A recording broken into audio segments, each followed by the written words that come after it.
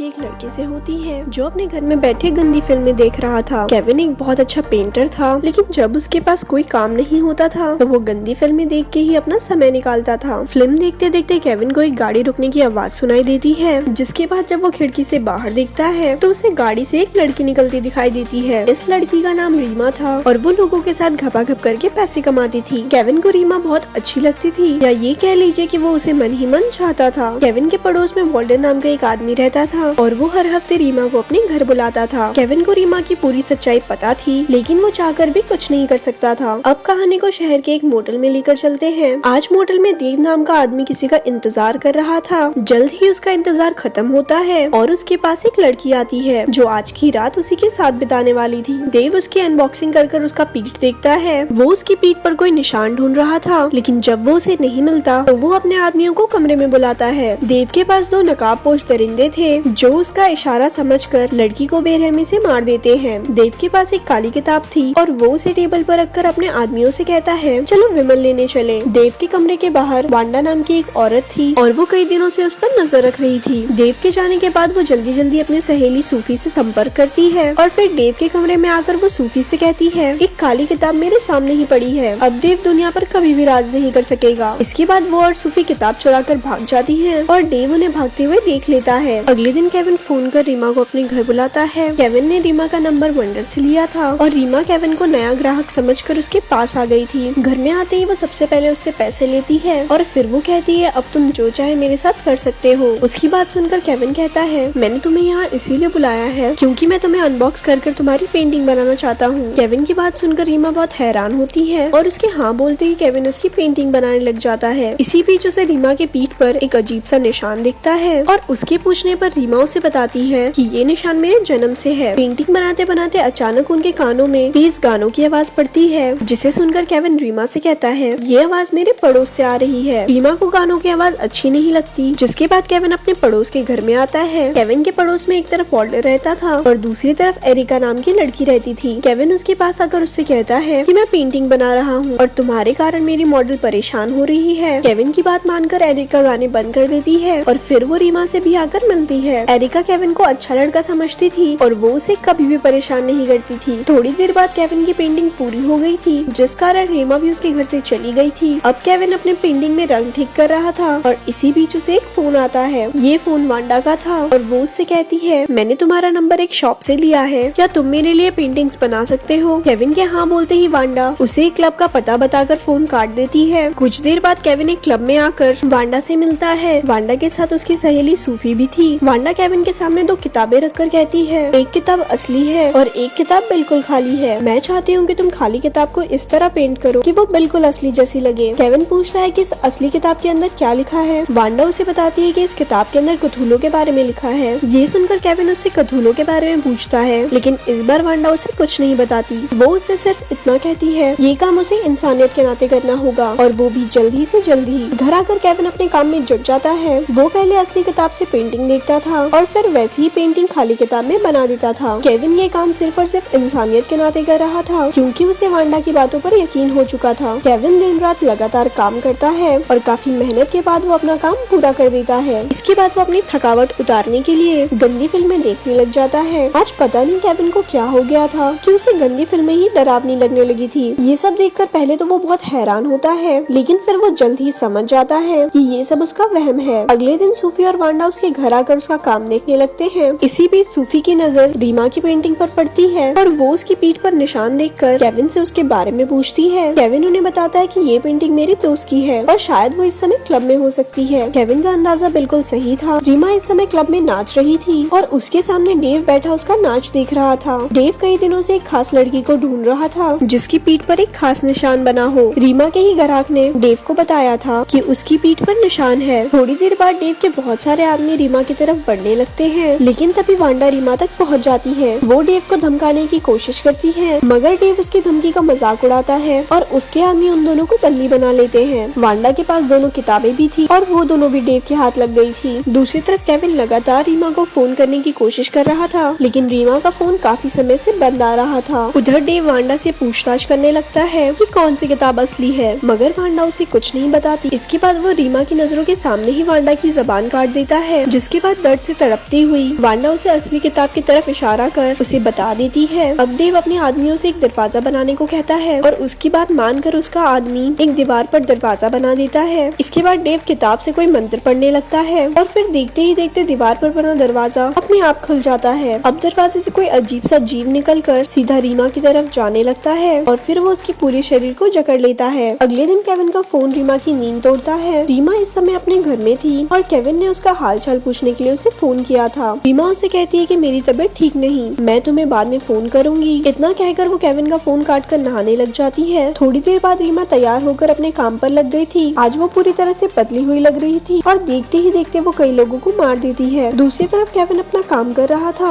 मगर आज भी एरिका के तेज गानों के कारण उसे काम करने में परेशानी हो रही थी। वो एरिका के पास जाकर उसे आवाज धीमी करने को कहता है। केविन को उदास देखकर एरिका उसे उदासी का कारण पूछती है, जिसके बाद केविन उसे बताता है कि मैं रीमा से प्यार करता हूँ, लेकिन वो मेरी तरफ जरा सा भी ध्यान नहीं देती। उधर वांडा का इंतजार करते करते सोफी समझ गई थी कि उसकी जान खतरे में है, जबकि दूसरी तरफ डेव रीमा के सामने खड़ा था। रीमा की हालत लगातार बिगड़ रही थी और वो डेव से सब कुछ जानना चाहती थी। अब डेव उसे सब कुछ सच बताता है, जो कुछ इस तरह से है। पुथोलो दूसरी दुनिया का शैतानी जीव था और उसे धरती पर लाने का तरीका काली किताब में लिखा था। पुथोलो सिर्फ उसी लड़की के शरीर पर काबू पा सकता था जो लड़की लोगों के साथ पलंग तोड़ती हो और जिसकी पीठ पर एक खास निशान बना हो। पुथोलो पहले धीरे धीरे लड़की को पूरा बदल देता था और फिर वही लड़की उसके बच्चे को जन्म देती थी, ताकि कथूलो जैसे जीवों की संख्या ज्यादा से ज्यादा हो सके। देव कथूलो को मानता था और वो चाहता था कि पूरी दुनिया पर कथूलो का राज हो। वांडा और सूफी प्राचीन किताबों की स्टडी करती थी। उन्हें जब कथूलो के बारे में पता चलता है तो वो उसे लूटने का फैसला करती है। देव के मुंह से सारी सच्चाई जानकर रीमा की रूह कांप गई थी। उधर सूफी शहर के पुराने थिएटर तक पहुंच गई थी, जो अब डेव का अड्डा बना हुआ था। वो जल्दी जल्दी अंदर आकर दोनों किताबें चुरा कर वहाँ से भाग जाती है। उधर अभी भी एरिका केविन की उदासी दूर करने की कोशिश कर रही थी। वो उसकी उदासी दूर करने के लिए उसे एक म्यूजिक डीवीडी देती है, जिसे केविन अपनी जेब में डाल लेता है। अचानक उसी समय उनके पास सूफी पहुंच जाती है। वो केविन को दो किताबें दिखाकर पूछती है कि इसमें से असली कौन सी है, और तभी वहाँ डेव के नकाबपोश भी पहुंच जाते हैं। अब एक नकाबपोश ने सूफी को दबोच लिया था, जबकि दूसरा केविन की तरफ बढ़ रहा था। इसी दौरान डेव भी वहाँ पर आ जाता है, जबकि नकाबपोशों से बचता बचता केविन गलती से म्यूजिक सिस्टम ऑन कर देता है। अब वो पूरे घर में गाने बज रहे थे, जिन्हें सुनकर नकाबपोशों को कुछ होने लगता है। उनकी बिगड़ती हालत देखकर केविन आवाज और तेज कर देता है, जिसके बाद नकाबपोशों की हालत और भी बिगड़ जाती है। दरअसल डेव के नकाबपोश दूसरी दुनिया के जीव थे, जिन्होंने इंसानी शरीरों पर काबू पा रखा था। इनकी कमजोरी तेज आवाज थी और उसी के कारण इन दोनों के सिर फट जाते हैं। उनकी मौत के बाद केविन दोनों किताबें और एरिका को उठाकर वहाँ से भाग जाता है। थोड़ी देर बाद एरिका को बचाने के लिए सूफी और केविन पुराने थिएटर तक पहुँच गए थे। थिएटर के अंदर रीमा का पूरा शरीर शैतानी जीव में बदल चुका था और डेव नए बच्चे के जन्म का इंतजार कर रहा था। थिएटर में आकर सूफी और केविन ने एरिका को बचा लिया था और सूफी उन्हें बताती है कि रीमा पूरी तरह से बदल गई है और अब वो शैतानी बच्चे को जन्म देगी। उसकी बात सुनकर केविन हैरान होता है और फिर वो उन्हें डीवीडी दिखाकर अपनी योजना बताता है। उधर रीमा ने बच्चे को जन्म दे दिया था, जिसके बाद डेव और उसके साथी जश्न मनाने लग गए थे। केविन जल्दी जल्दी ऑडियो रूम में पहुंचकर अपना काम शुरू कर देता है, जबकि सूफी डेव को मारने की कोशिश करती है, मगर वो सफल नहीं हो पाती, जिसके बाद वो डेव के हाथों मारी जाती है। एरिका को डेव के आदमी घेर लेते हैं, मगर वो पूरी हिम्मत से उनका मुकाबला करती है। रीमा को और ताकतवर बनाने के लिए डेव उसे अपना शरीर भी सौंप देता है। डेव के आदमियों से लड़ती लड़ती एरिका भी रीमा तक पहुंच गई थी और उसी पल केविन थिएटर में गाने चला देता है। एरिका भी मौका देखकर शैतानी बच्चे को मार देती है, क्योंकि सभी का ध्यान गानों की तरफ होता है। गानों की आवाज के कारण वो सारे शैतानी जीव मारे जाते हैं, जिन्होंने इंसानी शरीरों पर काबू पा रखा था। अब केविन भी रीमा तक पहुंच गया था। उसे यकीन था कि वो उसकी मदद कर सकता है, लेकिन रीमा उसे पकड़कर उसे मारने की कोशिश करती है। केविन को बचाने के लिए एरिका रीमा पर बहुत सारे वार करती है। तेज आवाज और एरिका के वारों से डरकर रीमा वहाँ से भाग जाती है, जिसके बाद केविन और एरिका राहत की सांस लेते हैं। दोनों को लग रहा था कि अब सब कुछ ठीक हो गया है, लेकिन रीमा वापस आकर एरिका को मार देती है। जख्मी रीमा वापस तो आ गई थी, लेकिन इस बार वो गानों की आवाज बर्दाश्त नहीं कर पाती और उसका सिर फट जाता है। कहानी के आखिर में सिर्फ केविन ही जिंदा बचता है, लेकिन रीमा और एरिका की मौतें देखकर वो सदमे में चला गया था। वांडा दुनिया को बचाना चाहती थी, लेकिन जीप काटने का दर्द वो बर्दाश्त नहीं कर पाई और उसकी मौत हो गई। और ऐसे ही ये मूवी यहाँ पर खत्म हो जाती है।